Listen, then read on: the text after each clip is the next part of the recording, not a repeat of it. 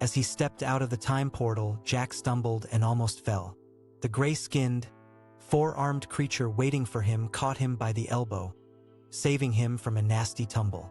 "Ah, welcome, Jack," the creature said, its voice like a gentle breeze on a summer day. "I'm Gorthok, your official greeter and guide to the Bureau of Interuniversal Cooperation."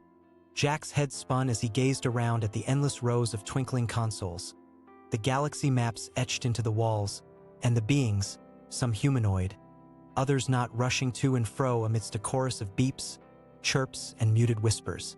What is this place?" Jack stammered. Gorthok smiled, its eyes twinkling with amusement. "This, Jack, is the nexus of the Omniverse.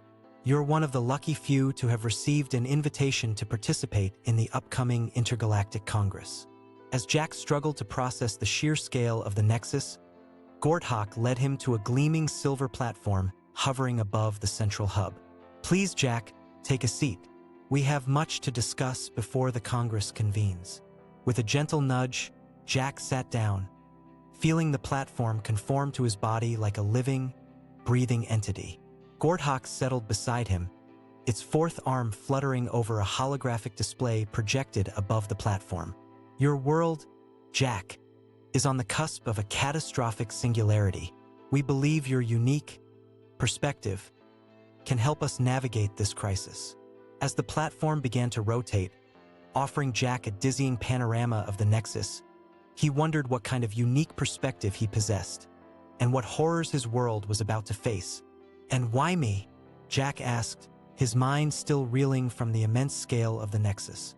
Gorthok's fourth arm danced across the holographic display, conjuring up images of Jack's world. Sprawling metropolises, polluted skies, and iconic landmarks warped by some unseen force. "Your world is a nexus point, Jack, a convergence of parallel universes. The distortions you've been experiencing, the echoes of alternate lives, the whispers of unseen forces, are symptoms of this convergence." As the platform continued to rotate, Jack caught glimpses of other worlds, each one a twisted reflection of his own. He saw cities built upon the backs of gargantuan creatures, landscapes shrouded in perpetual twilight, and skies that burned with an otherworldly fire. "You're saying my world is unraveling?" Jack's voice was barely above a whisper. Gorthok's forearms wove an intricate pattern, as if conducting an invisible orchestra. "Not unraveling, Jack. Evolving. The fabric of your reality is adapting to the pressures of the multiverse. You, however, have let's say, a requisite perspective, one that can help us navigate the ensuing chaos." The platform slowed to a stop, and Gorthok's eyes locked onto Jack's. "The Intergalactic Congress will debate the fate of your world, Jack. Your world, and all the echoes that hang in the balance." A chime echoed through the Nexus, and the galaxy maps etched into the walls began to shift, as if the very fabric of reality was rearranging itself. Gorthok's fourth arm extended, offering Jack a small, ornate box. "A gift, Jack. A tool to help you navigate the Congress.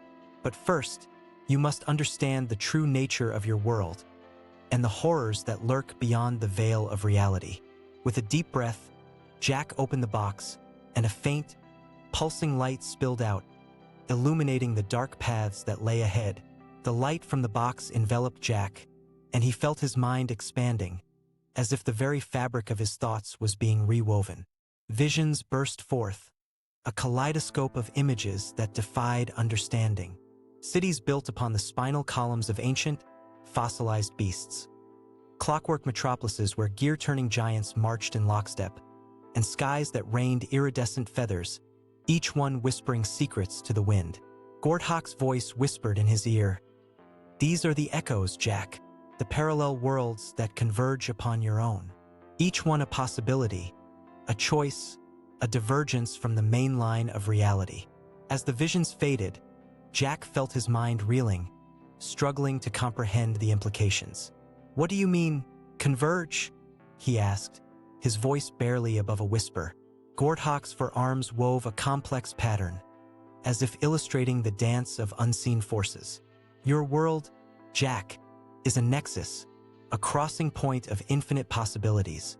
The echoes, they whisper secrets, tempt fate, and tempt the fabric of reality. The Congress must decide whether to preserve the status quo or risk unraveling the entire multiverse. A hush fell over the Nexus, and the galaxy maps etched into the walls began to fade, replaced by a sea of expectant faces. Beings from across the multiverse gathered, their eyes fixed upon Jack. Gordhawk's fourth arm extended once more, this time offering a small, delicate rose. The time of decision approaches, Jack. The fate of your world, and all that lies beyond, hangs in the balance. Will you take the first step toward salvation or damnation? With the rose in hand, Jack rose from the platform, his heart pounding in his chest. The silence was oppressive, heavy with anticipation, as the Intergalactic Congress awaited his response. As Jack stood, the rose trembling in his hand, the Nexus held its collective breath. The galaxy maps flickered back to life, casting an otherworldly glow upon the gathering. Gordhawk's eyes locked onto Jack's, its gaze piercing the veil of uncertainty.